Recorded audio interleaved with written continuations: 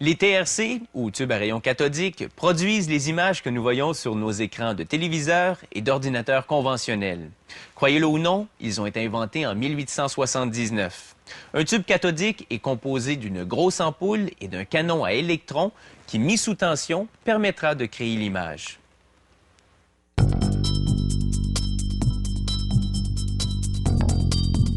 La fabrication d'un tube cathodique commence avec une ampoule de verre moulée. Tout d'abord, les ouvriers éliminent les débris microscopiques en la rinçant à l'eau à haute pression.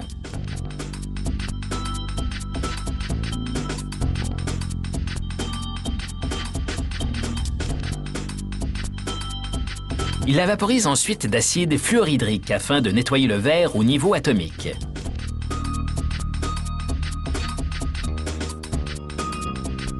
Une solution de phosphore est maintenant versée dans l'ampoule. Le phosphore est un composé organique qui émet de la lumière lorsqu'il est frappé par des électrons. Les particules de phosphore se déposent et forment une liaison chimique avec le devant de l'ampoule. Les ouvriers enlèvent l'excédent de solution et fixent l'ampoule sur un gicleur qui vaporise de la laque incolore. La force centrifuge permet d'appliquer une couche uniforme sur le phosphore afin de le protéger pour la prochaine étape.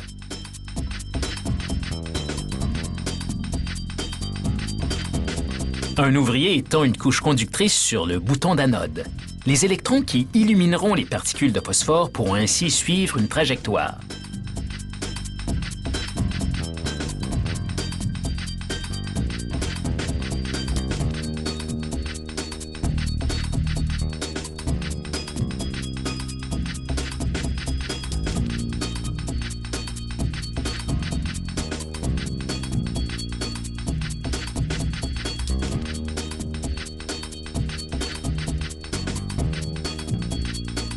Un autre ouvrier place une pastille d'aluminium dans une bobine de tungstène. Il place l'ampoule sur un appareil à vide et évacue l'air. Il passe ensuite un courant électrique dans la bobine. Celui-ci volatilise la pastille d'aluminium qui revêt l'intérieur de l'ampoule d'un enduit semblable à un miroir. L'ampoule est maintenant chauffée à 218 degrés Celsius pendant 1 heure. La laque est ainsi cuite et toute trace d'humidité est éliminée.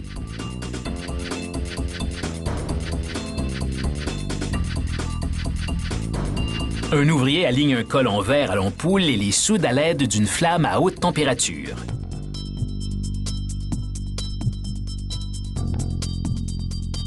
Il y applique ensuite le même revêtement conducteur.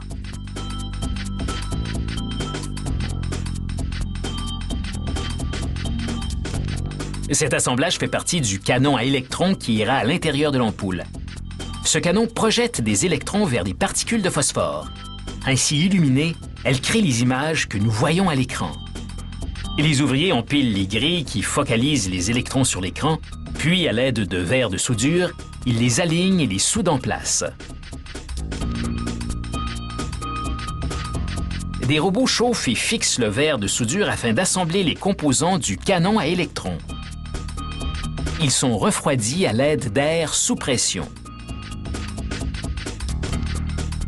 Une fois les composants refroidis, un ouvrier assemble le canon et insère l'assemblage complété dans l'ampoule.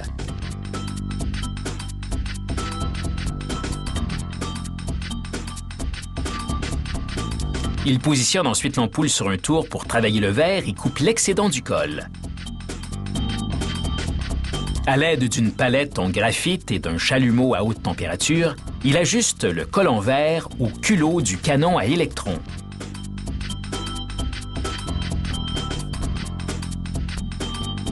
Ce serpentin de chauffage en céramique fait fondre cette boulette de verre verte afin de garder l'ampoule sous vide.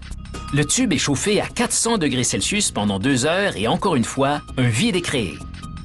Afin de réduire le scintillement de l'image pendant la durée de vie du tube, les ouvriers conditionnent l'ampoule à l'aide d'une bobine à haute tension. Elle lisse toute surface rugueuse qui pourrait encore se trouver sur le canon à électrons.